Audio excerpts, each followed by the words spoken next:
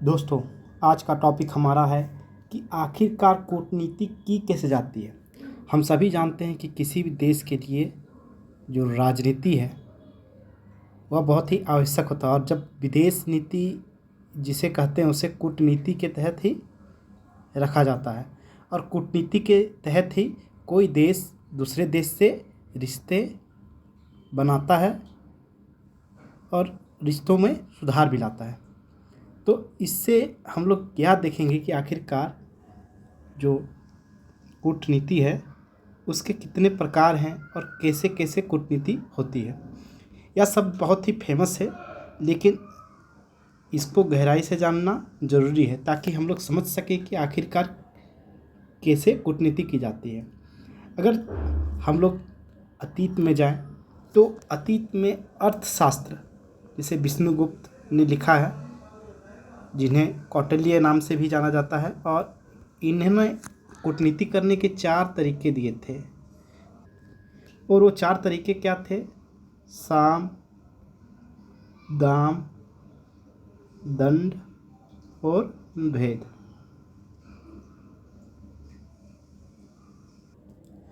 पर ये चारों जो दिए गए हैं वो राज्य के दृष्टिकोण से ही दिया गया, अर्थात ये चारों जो काम साम, दाम, दंड, भेद राज्य ही करता था। लेकिन वर्तमान में जिस तरह से विदेश नीति का जो स्कोप बढ़ा है, उस स्कोप से अब सिर्फ राज्य ही विदेश नीति में संलग्न नहीं है। देश नीति में अन्य लोग, और अन्य लोग कौन कौन हैं उन्हें हम लोग विस्तार से थोड़ा देखेंगे कि आखिरकार कूटनीति किस तरह से बदल गई है। अब कूटनीति सिर्फ राज्य का एकाधिकार नहीं रह गया है।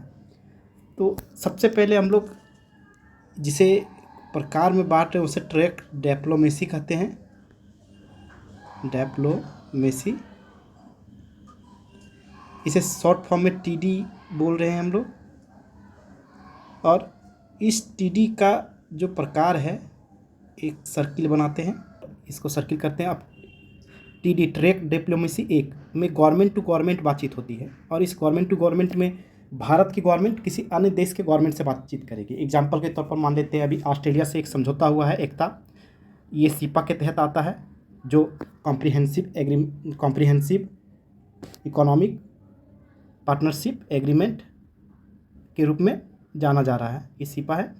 तो ये जो एग्रीमेंट हुआ वो अब इंडिया के गवर्नमेंट और ऑस्ट्रेलिया के गवर्नमेंट के बीच हुआ, तो ये ट्रैक 1 डिप्लोमेसी कहा है।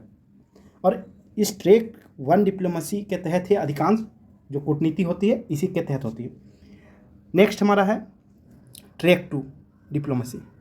और इस ट्रैक 2 डिप्लोमेसी में सरकार शामिल नहीं होती है, इसमें प्रोफेशनल्स शामिल होते हैं। प्रोफेशनल्स कहने का अर्थ है कि जो अपने काम में बहुत ही माहिर हैं, प्रोफेशनल्स। एग्जाम्पल के तौर पर टीचर मान लेते हैं, प्रोफेसर्स हो गए हैं, और इंजीनियर हो गए हैं, डॉक्टर हो गए हैं। अगर इनके माध्यम से रिश्ता सुधरने लगे, दो देशों के बीच रिश्ते मजबूत होने लगे, तो इसे ट्रैक 2 डिप्लोमेसी कहते हैं। ऐसा होता है एग्जाम्पल के तौर पर यूनाइटेड किंगडम जो यूके है, वहाँ पर अधिकांश जो डॉक्टर्स हैं वो भारतीय हैं। तो इससे जो है भारत का जो रिश्ता है ट्रैक 2 डिप्लोमेसी के तहत सुधरा है और रिश्ते मजबूत हुए हैं वहाँ। नेक्स्ट है हमारा ट्रैक 3।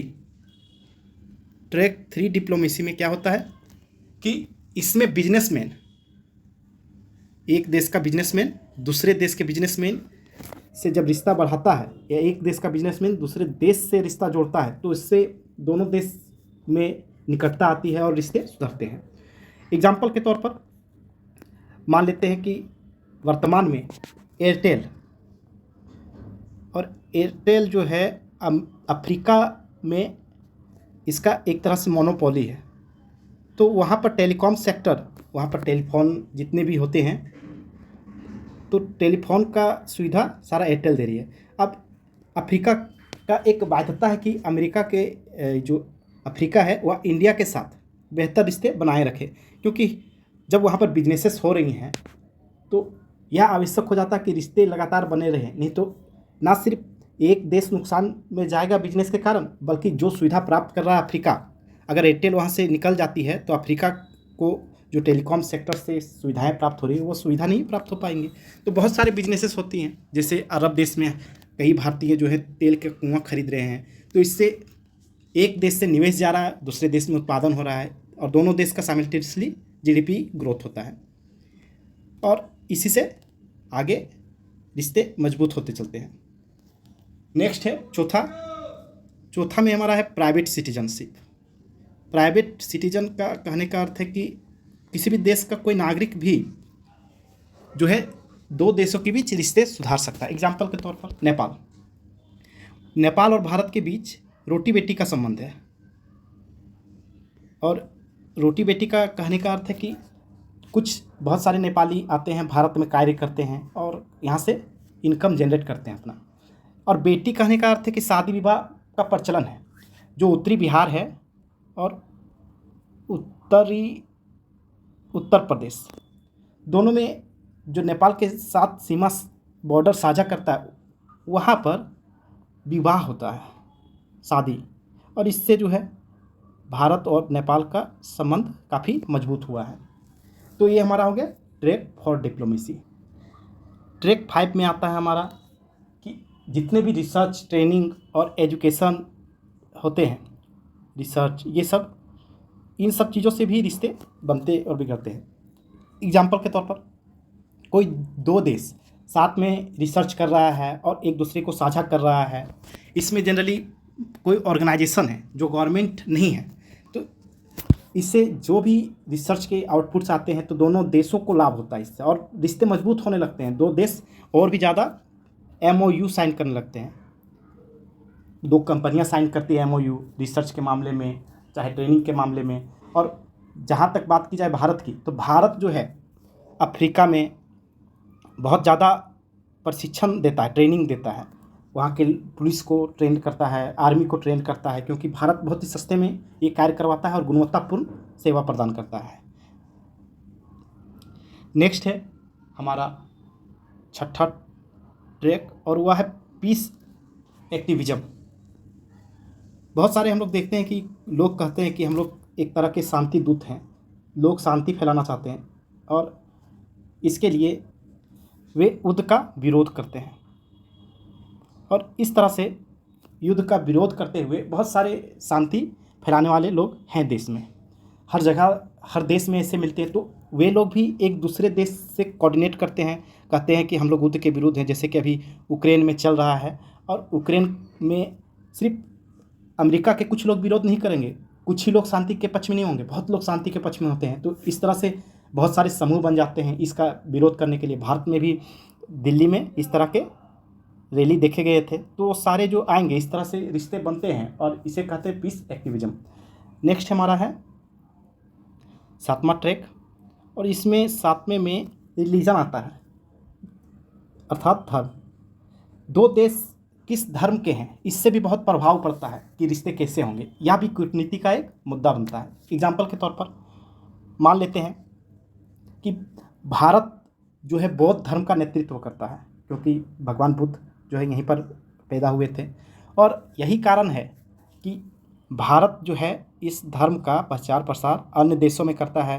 और बौद्ध धर्म का जो महत्वपूर्ण सिद्धांत है, बुद्धम शरणम गच्छामि, और उनके जो दिए गए सिद्धांत है, सत्य, अहिंसा, ये सारी चीज़ों को फैलाया जाता है। यही कारण है कि भारत और जापान का जो रिश्ता है, इस धर्म के कारण, ट्रैक 7 डिप्लोमेसी के कारण जापान से बहुत अच्छे रिश्ते बने हैं, क्योंकि दोनों का जो धर्म है, भारत भी बौद्ध धर्म को बढ़ावा देता है, जापान का जो भी वहाँ का अधिकांश जो लोग हैं वो बौद्ध धर्म से ही संबंधित हैं। और भारत अन्य धर्मों को भी प्रोत्साहित करता है, क्योंकि ये एक धर्मनिरपेक्ष देश तो है लेकिन पॉजिटिव धर्मनिरपेक्ष देश है। इसका अर्थ क्या हुआ कि ये सभी धर्मों को एक समान रूप से बढ़ावा देता है। नेक्स्ट ट्रैक है अपना फंडिंग का, ट्रैक 8 फंडिंग। हम लोग देखते हैं कि एक देश के नागरिक, संगठन, ऑर्गेनाइजेशन जो फंडिंग करते हैं दूसरे देश में, एग्जाम्पल के तौर पर मेलिंडा एंड गेट्स फाउंडेशन का नाम बहुत ही फेमस है, बिल्स एंड मेलिंडा गेट्स का नाम ये जो है बहुत ही फेमस है। तो इस फंडिंग के कारण बहुत लोगों का रुझान जो है अमेरिका के प्रति पॉजिटिव बन गया। अब सभी सोचते हैं कि जब ये bill and Melinda Gates funding कर रहा है तो ये अमेरिका के है, तो अमेरिका की तरफ छवि अच्छा बन जाता है और इससे क्या होता है, उसकी तरफ झुकाव होता है, उनकी नीतियों की तरफ झुकाव हो जाता है। नेक्स्ट है ट्रेड डिप्लोमेसी 9, और इसमें जो आता है जनरली मीडिया और पब्लिक ओपिनियन आता है, मीडिया एंड पब्लिक ओपिनियन। अब इसमें क्या होता है कि एक देश की मीडिया अगर दूसरे देश के बारे में अच्छा लिखती है, बोलती है, तो इससे रिश्ते बहुत सुधरने लगते हैं। और यही कारण है कि जब भी किसी एक देश की मीडिया द्वारा कोई बेहतर तरीके से उस देश के तथ्यों को बेहतर तरीके से प्रस्तुत किया जाता है, तो इससे क्या होता है कि देश में शांति, दूसरे देश के लोगों का कॉन्फिडेंस बनता है और इससे क्या होता है कि दोनों देशों के बीच संबंध बेहतर बनते हैं। यही कारण है कि मीडिया को अपने एथिक्स का पालन करना चाहिए और यह ध्यान रखना चाहिए कि उनके द्वारा कहे गए वक्तव्यों से दो देशों के रिश्ते डिफाइन होते हैं, बहुत प्रभाव पड़ता है इसका, और ये ट्रेड डिप्लोमेसी 9 के तहत आता है। यही कारण है कि जो मीडिया है उसका व्यवसायीकरण नहीं करना चाहिए। ऐसा नहीं कि सिर्फ उसे लाभ के लिए काम करना चाहिए, उसके दिए गए वक्तव्य देश पर बहुत ही ज़्यादा प्रभाव डालते हैं। साथ में पब्लिक ओपिनियन, यह बहुत ही ज़रूरी होता है कि वहाँ की देश के जनता का राय क्या है। एग्जाम्पल के तौर पर मान लेते हैं कि जनरली पाकिस्तान के लोगों का राय जो है भारत के प्रति नेगेटिव रहा है, और यही कारण है कि दोनों देशों के बीच, पाकिस्तान और इंडिया के बीच बहुत गहरे रिश्ते बन नहीं पाए। जिस तरह पाकिस्तान के जनता का भारत के लोगों के प्रति नेगेटिव नज़रिया है, उसी तरह इंडिया के लोगों का भी नेगेटिव नज़रिया जनरली नज़र आ जाता है। एग्जाम्पल के तौर पर भारत और पाकिस्तान के क्रिकेट मैच को ही लेते हैं। हम लोग कभी नहीं सोचेंगे, कोई भी भारतीय कभी नहीं सोच सकता है कि पाकिस्तान जीत जाए, और एक तरह से ये क्रिकेट की तरह ना देख के इसे एक युद्ध की तरह हम लोग देखते हैं। ऐसा लगता है कि क्रिकेट नहीं चल रहा है या युद्ध चल रहा है और इसमें हारना नहीं है, ये क्रिकेट नहीं है, वॉर है। तो इस तरह का नज़रिया जब तक नहीं बदलेगा, जब तक पब्लिक ओपिनियन जो ट्रेड 9 डिप्लोमेसी के तहत आता है, कूटनीति के तहत आता है, जब तक जनता का नज़रिया नहीं बदलेगा तब तक ये रिश्ते बहुत मजबूत नहीं हो सकते हैं। तो इस तरह से हम लोगों ने देखा कि कूटनीति का मतलब क्या है, जो प्राचीन काल से हम लोगों का चला आ रहा था उसमें काफ़ी बदलाव आया और उसमें परिवर्तन के साथ बहुत सारे तत्व जुड़ते गए हैं। और यही कारण है कि आज जो है देश में किसी व्यक्ति का भी प्रभाव बहुत ही अधिक पड़ सकता है डिप्लोमेसी में, और यही कारण है कि हर तरह की डिप्लोमेसी करनी चाहिए हमें। और अगर किसी देश से रिश्ते सही नहीं बन पा रहे हैं तो हमें चाहिए कि हम सभी तरह के जो ट्रैक हैं उन्हें यूज करें और रिश्तों को सुधारें। आज का वीडियो यहीं तक, नेक्स्ट टॉपिक में नेक्स्ट विषय के साथ हम लोग मिलेंगे।